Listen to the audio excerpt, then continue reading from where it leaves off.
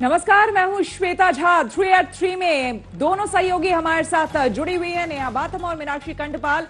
राजनीतिक संकट जो गहराया हुआ है राजस्थान में, लगातार उसी की खबर आपको हम बता रहे हैं। और इस बीच बड़ी खबर आपको बता दें, मंत्री पद और अध्यक्ष पद से बर्खास्त किए जाने के बाद कांग्रेस की तरफ से एक नया बयान आया है।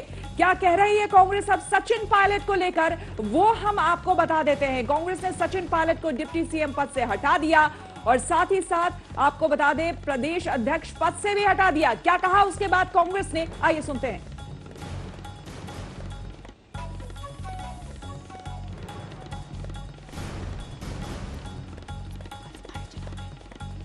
तो फोकस आज राजस्थान पर होगा 3 at 3 में, क्योंकि लगातार राजनीतिक गहमा गहमी जारी है और अभी तक ये ड्रामा मीनाक्षी खत्म नहीं हुआ है। कहा यह जा रहा है कि कल सचिन पायलट प्रेस कॉन्फ्रेंस कर सकते हैं, अपने पक्ष को सामने रख सकते हैं, क्योंकि अभी तक सचिन पायलट ने खुले तौर पर कुछ भी नहीं बोला है। ट्वीट जरूर किया है जिसमें उन्होंने कांग्रेस को अपने ट्विटर प्रोफाइल से हटा दिया है और यह भी कहा है कि वो अभी तक हारे नहीं है। लेकिन 3 at 3 में आज फोकस राजस्थान पर इसलिए भी होगा क्योंकि राजस्थान में सुबह से ही गहमा गहमी जारी है, राजनीतिक घटनाक्रम तेजी से बदल रहा है। और साथ ही हम आपको यह भी बता दें कि कांग्रेस ने वो कदम उठा लिए हैं जो अपेक्षित थे। कहा जा रहा था कि कांग्रेस इसी तरीके से बर्खास्तगी कर सकती है सचिन पायलट की, और यह भी कहा जा रहा था कि कांग्रेस अपनी सरकार बचाने के लिए इस तरह का कदम उठा सकती है। मीनाक्षी, और देखिए नेहा, श्वेता, सबसे बड़ी लाइन अगर आज के दिन के घटनाक्रम की कहें कि बेशक अशोक गहलोत अभी की स्थिति में विजयी होते दिखाई देते हैं, लेकिन क्या ये कांग्रेस की जीत है?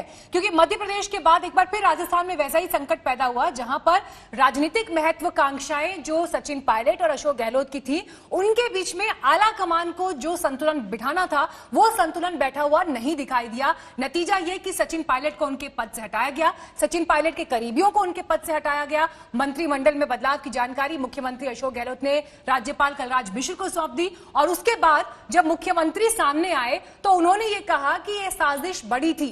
6 महीने से बीजेपी ये साजिश कर रही थी उनकी सरकार को अस्थिर करने की, और मजबूरी में उनको यह फैसला लेना पड़ा। हालांकि उन्हें अपने साथियों के लिए दुख है, इशारा सचिन पायलट की तरफ था कि उनके लिए दुख बेशक है, लेकिन ब्लैकमेलिंग हो रही थी जिसे रोकने के लिए यह कदम उठाना पड़ा। सुनिए मुख्यमंत्री अशोक गहलोत का ये पहला बयान जो उन्होंने इस पूरे पॉलिटिकल डेवलपमेंट के बाद दिया।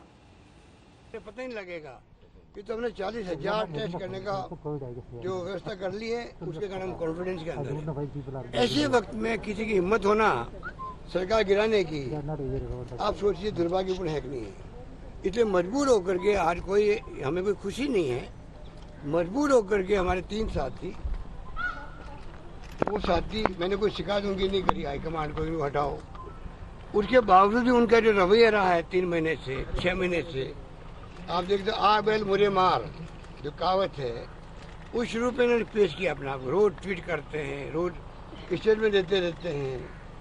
आप अगर मुख्यमंत्री जब तक कोई व्यक्ति है तब तक उसके मंत्रिमंडल के साथियों का ये कर्तव्य होता है आम जनता की भावनाओं को समझे, सरकार एकजुट रहे। और कैबिनेट में मेरे सहयोगी होते वो सब, कोई बॉस कोई नहीं होता है। इस रूप में मैंने ट्वीट किया सबको। नंबर 3, जो विधायक आए हैं जीत के, किसी ग्रुप का हो, कितने नजदीक हो, मैंने सबके काम किए, कोई भेदभाव नहीं किया। वो खुद जाने, वो दिल जानता उनका। कॉलेज खोलना है, एसडीओ ऑफिस खोलना है, सड़क बनाने, जो मांगा उन्होंने मैंने दिया बजट के अंदर। उसके बाद में भी उनको दे गए इस प्रकार से। मैं समझता हूँ कि आज का जो माहौल है, आज जिस प्रकार से फैसले हुए हैं, खुशी किसी को नहीं है, ना कांग्रेस हाईकमान को खुशी है। पूरे प्रयास कर लिए, उसके बाद में जब देखा गया, इन्होंने तय कर लिया है कि बीजेपी के साथ में होमनोमिंग हो चुकी है, सौदे हो चुके हैं और ये नई पार्टी बनाएंगे। पहले कहते बीजेपी में जाएंगे, लोग तैयार नहीं होते कि हम नई पार्टी बना लेंगे। तो पार्टी तोड़ना संविधान के अंतर्गत, कानून के अंतर्गत वो भी लिखा हुआ है, एंटी डिफेक्शन बिल है। अगर 2 तेज होते हैं तो जाके आप पार्टी तोड़ सकते। तो अशोक गहलोत की ये पूरी बात आपने सुनी जो गवर्नर हाउस से निकलने के बाद उन्होंने अपने अंदाज में जवाब दिया जो अब तक हुआ उन तमाम डेवलपमेंट्स पर, लेकिन ज्यादातर हमला निशाना उनका बीजेपी पर था। साथ ही साफ तौर पर सचिन पायलट खेमे पर हमला करते हुए उन्होंने बोला कि उनका रवैया आ बैल मुझे मार टाइप था। श्वेता, बिल्कुल। आज विधायक दल में जब सचिन और उनके सहयोगी शामिल नहीं हुए इस बैठक में, तो उनके बाद से ही कार्रवाई की रूपरेखा तैयार हो गई थी। विद्रोही मंत्रियों के खिलाफ कार्रवाई का प्रस्ताव भी पारित किया गया, क्योंकि फिलहाल 1 घंटे तक जब विधायक दल की बैठक होनी थी तो इंतजार किया गया। उन्हें लग रहा था कि शायद सचिन पायलट आ जाए, क्योंकि मान मलंगवाल लगातार चल रहा था नेहा, लेकिन उसके बावजूद जब सचिन पायलट नहीं आए तो आखिरकार उनके खिलाफ प्रस्ताव पारित कर दिया गया।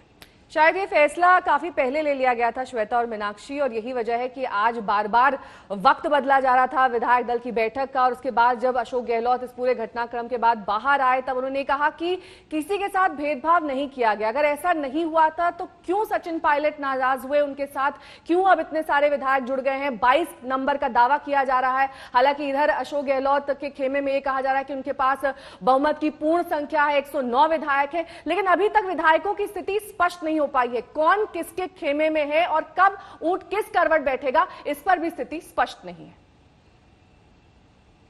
कांग्रेस नेतृत्व ने खुले मन से सारे दरवाजे खोलकर कहा, परिवार का सदस्य अगर रास्ता भटक जाए, सुबह का भूला अगर शाम को घर वापस आ जाए, शाम का भूला अगर आज सुबह भी घर वापस आ जाए, तो वो भूला नहीं कहलाता, वो परिवार का सदस्य है। पूरी बात सुनी जाएगी, हर बात का हल निकाला जाएगा।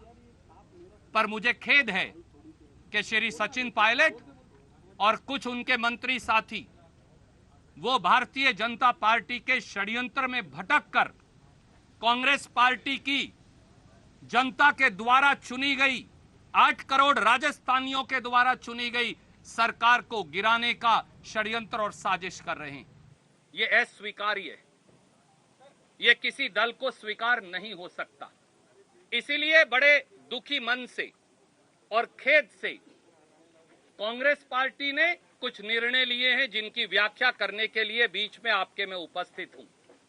पहली बात, श्री सचिन पायलट जी को, श्री विश्वेंद्र सिंह जी को और मीना जी का क्या, और श्री रमेश मीना जी को उप मुख्यमंत्री और मंत्री पद के भार से फौरी तौर से मुक्त किया जाता है। भारतीय जनता पार्टी ने धन बल और सत्ता बल के दुरुपयोग से,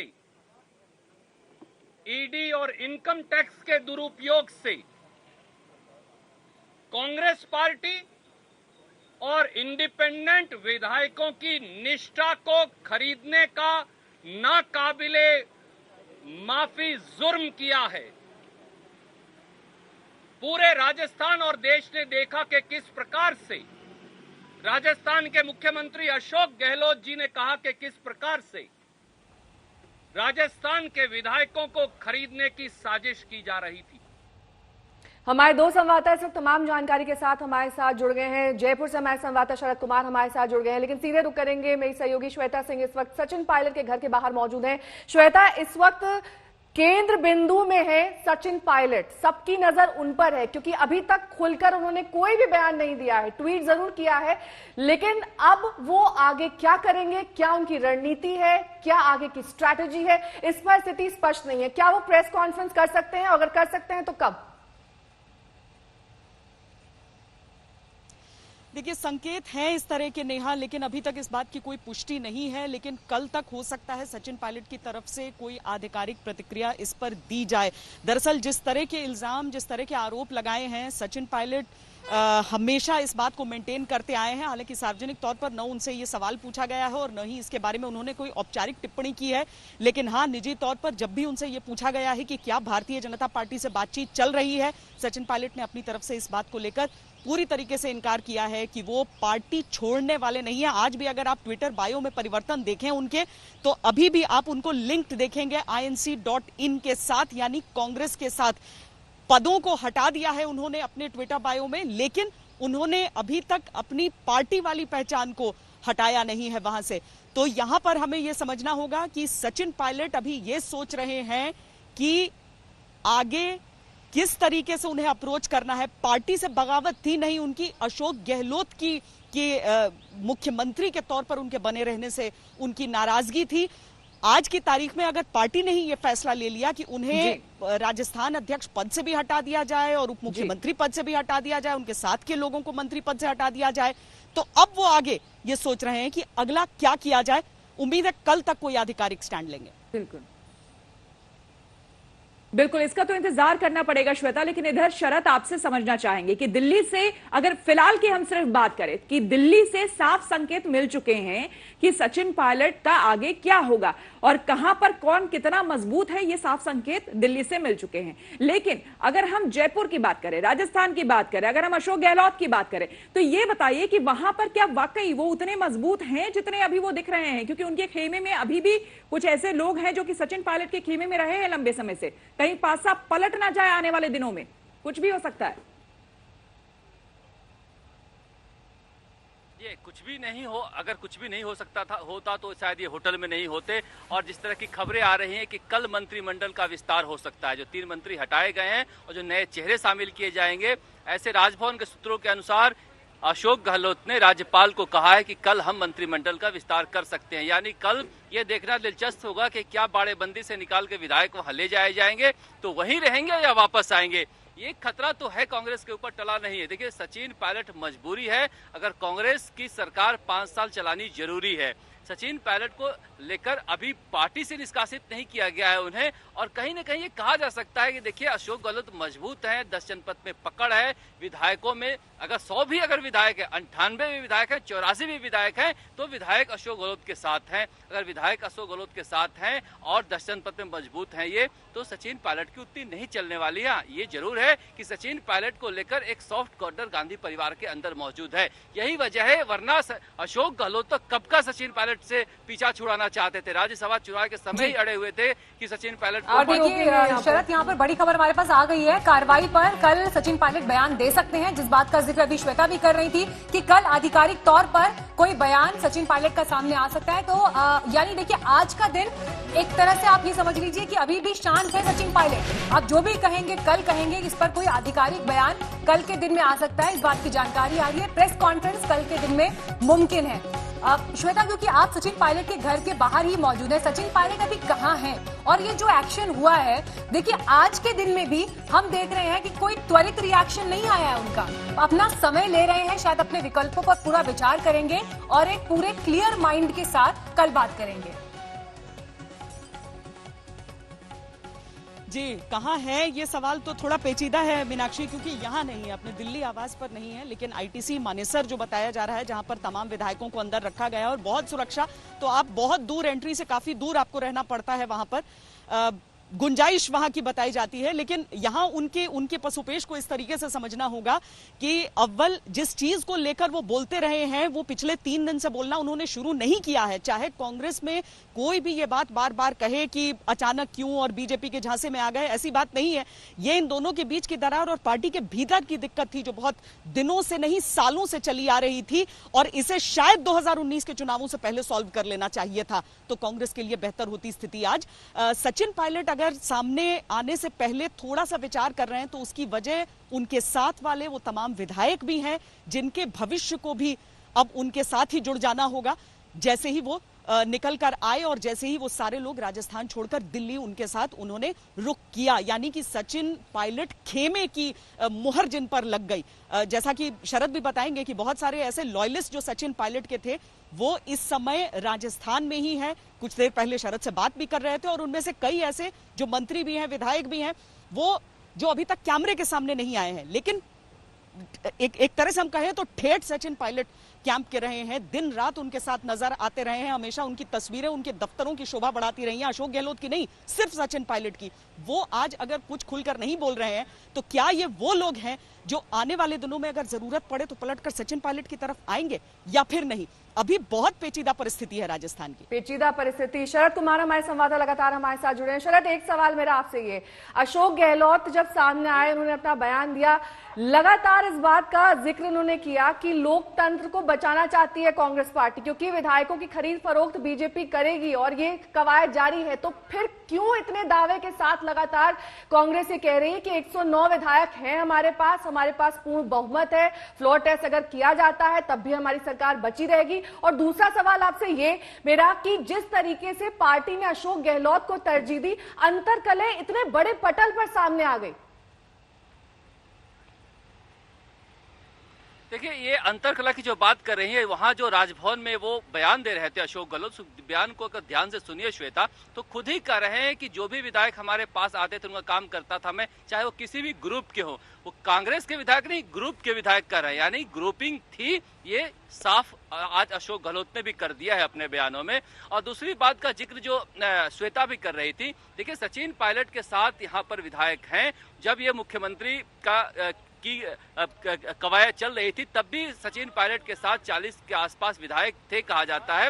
वो विधायक चुप इसलिए हैं कि सचिन पायलट कहीं बीजेपी के साथ तो नहीं जा रहे हैं। अगर सचिन पायलट बीजेपी के साथ नहीं जाते हैं और यहाँ पर उनको अगर कोई मंत्री नहीं बनाया जाता है, जो बाकी दोस्त हैं जो चारों पांचों उनके, ठीक है, आपको रोके गुलाब चंद कटारिया, नेता बीजेपी इस वक्त कुछ कह रहे हैं, सीधे वहीं चलते हैं। पर आरोप लगाने वालों को हमने पहले दिन से कहा कि आप अगर डूबोगे तो अपने घर के ही झगड़ों से डूबोगे, हमारे कारण से नहीं डूबने वाले हो, और आज उसका परिणाम आया। लेकिन एक बात जो मैं राजस्थान के मुख्यमंत्री जी को भी और राज्यपाल जी से भी निवेदन करना चाहता हूँ, ये सरकार आज की तारीख में अल्पमत सरकार है, और अल्पमत सरकार केवल सरकार को टिकाए रखने के लिए मंत्रिमंडल के झुंझुने बांटने का जो काम करेंगे वो लोकतंत्र के साथ न्याय नहीं। मैं सोचता हूँ मंत्रिमंडल बढ़ाने का इनका अधिकार है मुख्यमंत्री का, लेकिन अब जिस स्थिति में आ गए हैं उसमें ये तय नहीं है कि इनके पास बहुमत है कि नहीं है। मैं सोचता हूँ राजस्थान की विधानसभा के फ्लोर पर बहुमत सिद्ध होने के बाद ही मंत्रिमंडल का विस्तार करें तो जनता के प्रति न्याय होगा। बाकी तो केवल ये मंत्रिमंडल बांट करके और सचिव बांट करके और गाड़ियां पकड़ा करके बहुमत सिद्ध करने का प्रयास करोगे, लोकतंत्र के साथ एक तरह से चीरहरण का काम होगा।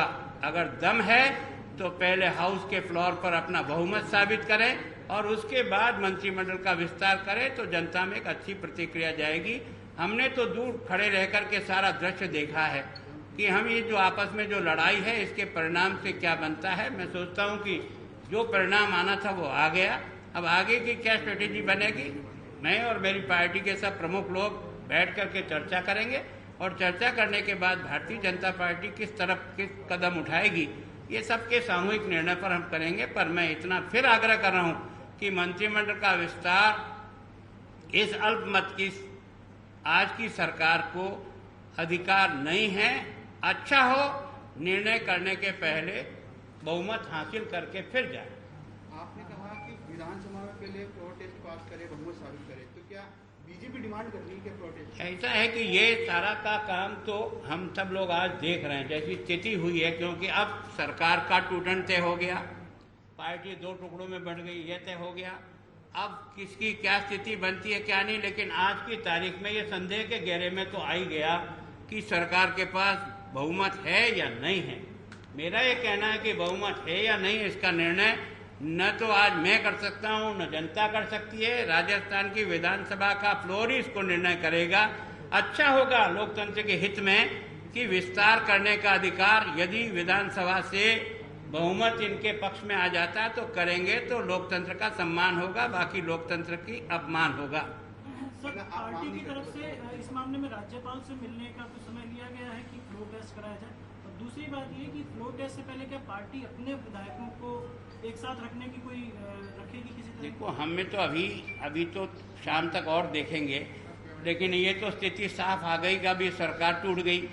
अब इस सरकार के साथ कौन किसके साथ है किसके साथ नहीं है इसका निर्णय तो समय बताएगा या फ्लोर ही बता सकता है। हम तो ये आज की तारीख में मानते हैं कि ये सरकार जनता का विश्वास खो चुकी है, इसके पास बहुमत नहीं है।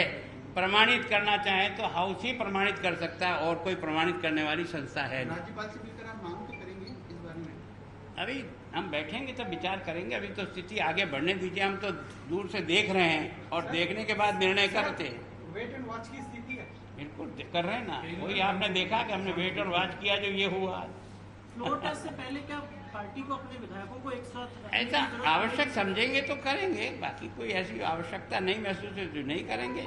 और इस समय कुछ अगर पार्टी महसूस करेगी तो सब लोग मिलकर निर्णय करेंगे और उसके बाद तय करेंगे। राजस्थान में सियासी सरगर्मी तेज है, लेकिन इस बीच बीजेपी नेता गुलाब चंद कटारिया की ओर से भी बयान आया। उन्होंने कहा है कि अशोक गहलोत सरकार अल्पमत में है, लेकिन हम ये कहने वाले कोई नहीं होते। फ्लोर टेस्ट किया जाए, उसमें ये साबित हो कि अल्पमत में है ये सरकार या फिर बहुमत में है, और उसके बाद ही मंत्रिमंडल का विस्तार किया जा सकता है। तो ये अहम बातें गुलाब चंद कटारिया की ओर से की गई। लगातार गुलाब चंद कटारिया ने ये बात कही थी और जी बिल्कुल, तो साफ तौर पर कहा गया कि पहले बहुमत साबित करिए ये सरकार, उसके बाद मंत्रिमंडल का विस्तार, क्योंकि गाड़ियां और बंगले देने का कोई मतलब नहीं अब बनता है, जबकि स्थिति साफ नहीं है। श्वेता सिंह लगातार हमारे संवाददाता सचिन पायलट के घर से हमारे साथ बनी हुई हैं। श्वेता, लगातार यहां पर घटनाक्रम बदलता जा रहा है, कि एक चीज जुड़ती जा रही है। अभी तक बीजेपी पूरे सीन से कह लीजिए कि वो आउट थी, आरोप भले ही लगाए जा रहे थे लेकिन कैमरे के सामने एक तरह से नहीं थी, लेकिन अब खुलकर बीजेपी सामने आई है और अब कह रहे हैं कि जब तक बहुमत साबित नहीं होगा आगे बढ़ने नहीं दिया जाएगा, यानी कि मंत्रिमंडल विस्तार अब नहीं कर सकते अशोक गहलोत। जी, इसमें सबसे बड़ी चीज तो ये है श्वेता कि अगर अभी तक भारतीय जनता पार्टी खामोश थी तो वो ये देखना चाहती थी कि क्या सचिन पायलट को मना लिया जाए। देखिए, क्योंकि सचिन पायलट और बीजेपी के बीच बातचीत चल रही है या नहीं, ये तो सिर्फ कांग्रेस के आरोपों में था। न सचिन पायलट ने इसके बारे में कहा था, न भारतीय जनता पार्टी की तरफ से ऐसा कहा गया था, न कोई ऐसी तस्वीरें सामने निकल कर आई थी कि कोई औपचारिक बातचीत दोनों के बीच चल रही है। बीजेपी इंतजार भी करना चाहती थी कि सचिन पायलट को लेकर रुख क्या होता है। अब अगर सचिन पायलट के साथ 22 विधायक हैं तो सीधे सीधे राजस्थान की सरकार संकट में है और 109 की जो गिनती बताई जा रही है वो नहीं है। ऐसे में भारतीय जनता पार्टी खुद भले ही कुछ इनिशिएट करे या न करे, लेकिन वो इतना तो चाहेगी ही कि कांग्रेस की जो वहां पर गहलोत सरकार है वो अपनी मेजॉरिटी प्रूव करने के लिए बाध्य हो जाए। और ये जो अंतिम समय में अगर वाकई अशोक गहलोत को आधिकारिक तौर पर फ्लोर पर यह कहा जाता है कि आप प्रूव कीजिए, हालांकि उसका सीधा मतलब यह भी हो जाएगा कि अगर वो आंकड़े ले आते हैं तो 6 महीने के लिए सेफ हो जाएंगे, लेकिन अगर इस समय बीजेपी की तरफ से ये डिमांड उठाई जा रही है तो ये मौजूदा राजस्थान सरकार के लिए पेशानी पर बल डालने वाला मामला है। एक मुश्किल जरूर यहां पर दिखाई दे रही है, लेकिन शरद ये बताइए, जिस तरह से नेता प्रतिपक्ष गुलाब चंद कटारिया ने अपना स्टेटमेंट सामने रखा, ये अभी सिर्फ ये कहा गया कि आप बहुमत साबित करिए, लेकिन बीजेपी की तरफ से अभी ऑफिशियली ये डिमांड नहीं किया गया है। बीजेपी के रुख से क्या तस्वीर आप राजस्थान में उभरते हुए देख रहे हैं?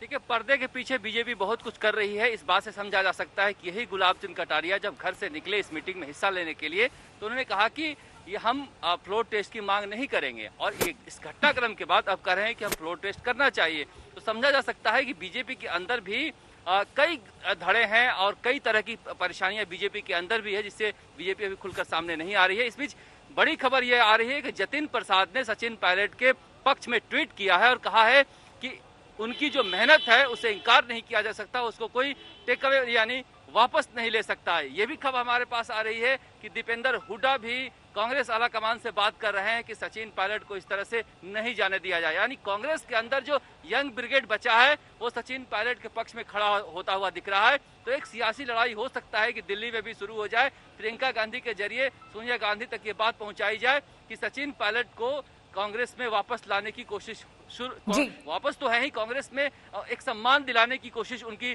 हो। ये एक बहुत इंपॉर्टेंट पॉइंट शरद आपने यहाँ पर उठाया, और मैं श्वेता के पास जरूर जाना चाहूंगी। श्वेता, देखिए, जिस बात का जिक्र शरद कर रहे हैं, दीपेंद्र हुड्डा, जितिन प्रसाद, मिलिंद देवड़ा, ये पूरी वो ब्रिगेड है जो कांग्रेस का भविष्य दिखाई देती है, लेकिन इनके भीतर जो असंतोष दिखाई दे रहा है, कांग्रेस उस असंतोष में बैलेंस नहीं बिठा पाई। यही तस्वीर मध्य प्रदेश में दिखी, यही तस्वीर राजस्थान में दिखी, आज इस अंत के साथ सामने है। ये एक विषय ऐसा है जिसमें कांग्रेस को वाकई सोचना पड़ेगा कि अशोक गहलोत की जीत, क्या इस मामले में कांग्रेस की भी जीत है?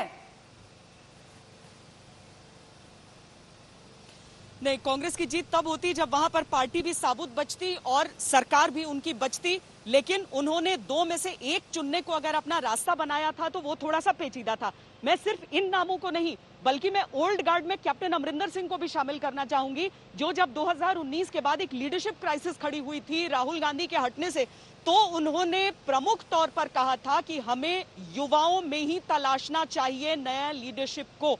लेकिन कैप्टन अमरिंदर सिंह के ये कहने के बावजूद कांग्रेस उसी ढर्रे पर चली थी उस समय भी। आज भी अगर ये जो सचिन पायलट के साथी हैं, दोस्त आप कह लीजिए पार्टी के भीतर, जो अपने किसी नफे नुकसान से अलग, जो भीतर भी उनके भी बागी सुर बात बीच बीच में सुनने के लिए आते रहते हैं, लेकिन अगर आज सचिन पायलट के समर्थन में खड़े हैं तो कांग्रेस के भीतर भी ऐसी आवाजें हैं। सवाल सिर्फ इतना है कि क्या कांग्रेस आला कमान इन चीजों को सुनने के लिए तैयार है कि उनके जो युवा हैं, भले ही वो दूसरी पीढ़ी के नेता हो, उनके पिता रहे हो कांग्रेस पार्टी में, लेकिन अगर जमीन पर काम करके उन्होंने अपने लिए अगर कोई नाम अर्जित किया है, अपने लिए एक वोट बैंक, अपने फॉलोअर्स बनाए रखे हैं, तो क्या उनकी बातों को पूरी तरीके से नकारा जा सकता है? पार्टी को अगर वाकई अपनी जीत देखनी है तो सरकार के साथ साथ पूरी पार्टी को भी बचाना होगा। साथ ही श्वेता, जिस तरीके से यंग ब्रिगेड को आगे रखने की बात तो कही गई, जिसके रास्ते कहीं ना कहीं ज्योतिरादित्य सिंधिया ने भी खोले, मध्य प्रदेश में हमने देखा कि क्या हुआ, लेकिन अब अगर फ्लोर टेस्ट होता है जिसकी मांग अगर बीजेपी करती है, और अभी हमने सुना भी किस तरीके से ये बात कही भी गई, अगर इस फ्लोर टेस्ट में अशोक गहलोत पास होते हैं या नहीं होते हैं तो बात की बात है, लेकिन उससे पहले जो तमाम ये युवा चेहरे हैं, जितिन प्रसाद के ट्वीट के जरिए हम ये देख पा रहे हैं कि कैसे एक एक करके अब सपोर्ट में आ रहे हैं सचिन पायलट के, लेकिन अब लगता नहीं कि काफी देर हो चुकी है, रायता काफी फैल चुका है। जी, क्योंकि जब ज्योतिरादित्य सिंधिया का मामला हुआ था उस समय भी कोशिशें ये हुई थी कि किसी तरीके से बचाया जा सके। ज्योतिरादित्य सिंधिया भी एक दिन में नाराज नहीं हुए थे कांग्रेस पार्टी से।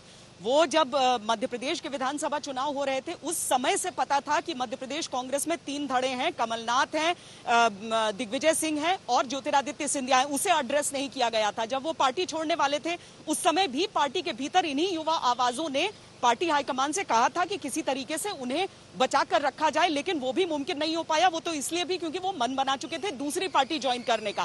सचिन पायलट के पास क्या इस समय वैसे विकल्प है या नहीं है, ये सचिन पायलट अपने मन में जानते हो, क्योंकि देखिए अप्रोच तो उन्हें किया जा रहा है बीजेपी की तरफ से, वहां पर रास्ते खुले हैं। ये औपचारिक तौर पर खुलेआम सार्वजनिक पटल पर कह दिया गया है। सचिन पायलट अब तक कहते रहे हैं कि वो नहीं जाना चाहते हैं भारतीय जनता पार्टी में, लेकिन क्या वो भी कई पुराने दिग्गजों की तरह टूटकर अपनी एक अलग पार्टी बनाना चाहेंगे? इससे कोई इनकार नहीं कर सकता है।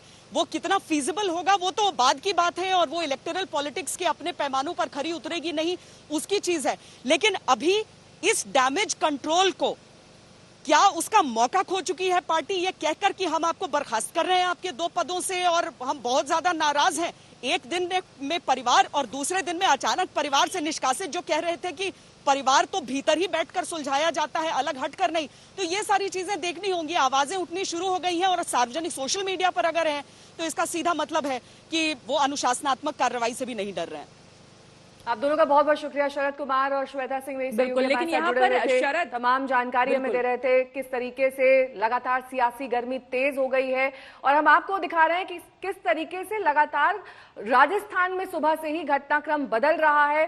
पायलट पर किस तरीके से प्रहार किया गया है, 2 पदों से उन्हें निष्कासित कर दिया गया है, लेकिन अभी तक सचिन पायलट ने अपने पत्ते नहीं खोले। मीनाक्षी, और अब देखना ये होगा कि आगे वो क्या करेंगे। आधिकारिक तौर पर कल कोई बयान दे सकते हैं, लेकिन गुलाब चंद कटारिया जो नेता प्रतिपक्ष भी हैं, वो जब मीडिया के सामने आए, उनके साथ प्रदेश अध्यक्ष सतीश पूनिया भी मौजूद थे बीजेपी के। उन्होंने ये कहा अल्पमत में सरकार है, ऐसे में कैबिनेट एक्सपेंशन ठीक फैसला नहीं है, पहले बहुमत साबित करें। कांग्रेस अपने ही घर के झगड़ों से समाप्ति की ओर जा रही है। हमारे पर आरोप लगाने वालों को हमने पहले दिन से कहा कि आप अगर डूबोगे तो अपने घर के ही झगड़ों से डूबोगे, हमारे कारण से नहीं डूबने वाले हो, और आज उसका परिणाम आया। लेकिन एक बात जो मैं राजस्थान के मुख्यमंत्री जी को भी और राज्यपाल जी से भी निवेदन करना चाहता हूँ, ये सरकार आज की तारीख में अल्पमत सरकार है, और अल्पमत सरकार केवल सरकार को टिकाए रखने के लिए मंत्रिमंडल के झुंझुने बांटने का जो काम करेंगे वो लोकतंत्र के साथ न्याय नहीं। मैं सोचता हूँ मंत्रिमंडल बढ़ाने का इनका अधिकार है मुख्यमंत्री का, लेकिन अब जिस स्थिति में आ गए हैं उसमें ये तय नहीं है कि इनके पास बहुमत है कि नहीं है। मैं सोचता हूँ राजस्थान की विधानसभा के फ्लोर पर बहुमत सिद्ध होने के बाद ही मंत्रिमंडल का विस्तार करें तो जनता के प्रति न्याय हो। गहलोत सरकार पर संकट के बादल उस वक्त से मंडराने लगे थे जब सचिन ने दिल्ली में डेरा डाला था। मीनाक्षी, और सवाल इस तरह के तमाम उठ रहे थे कि क्या सचिन बीजेपी के साथ कोई खिचड़ी पका रहे। सबसे बड़ी बात यह कि कई बार अपील के बाद भी सचिन कल और आज विधायक दल की बैठक में शामिल नहीं हुए श्वेता, और उनके खिलाफ एक्शन हो गया। बिल्कुल, और बैठकों और बातचीत के दौर के बीच खींचतान जारी रही कि बात के बाद की बन पाएगी या नहीं, ये एक बड़ा सवाल है। आखिरकार सचिन को उनके दोनों पदों से हटा दिया गया है। देखिए पूरी घटनाक्रम। जयपुर के इस होटल के बाहर सुबह करीब 9 बजे से गहमागहमी तेज हो गई थी। कांग्रेस के सूत्र कल रात ही साफ कर चुके थे कि आज राजस्थान के सत्ता संघर्ष का पटाक्षेप हो गया, लेकिन ये कोई कहने की स्थिति में नहीं था कि सचिन पायलट को पार्टी से निकाल दिया जाएगा, क्योंकि सुबह तक पार्टी का रवैया नरम बना हुआ था। भारतीय जनता पार्टी जो षड्यंत्र कर रही थी, लेकिन आगा मैंने कई बार किया कि षड्यंत्र बहुत बड़ा षड्यंत्र है, हॉर्स ट्रेडिंग का षड्यंत्र है, और उसमें हमारे किसी नेता को ट्रैप पे नहीं आना चाहिए। मजबूर होकर के हमारे 3 साथी, वो साथी, मैंने कोई शिकायत उनकी नहीं करी हाईकमांड को, इनको हटाओ। उसके बावजूद भी उनका जो रवैया रहा है 3 महीने से 6 महीने से, आप देखते आ बैल मुझे मार जो कहावत है, उस रूप में इन्होंने पेश किया अपना आप। रोज ट्वीट करते हैं, रोज स्टेटमेंट देते रहते हैं।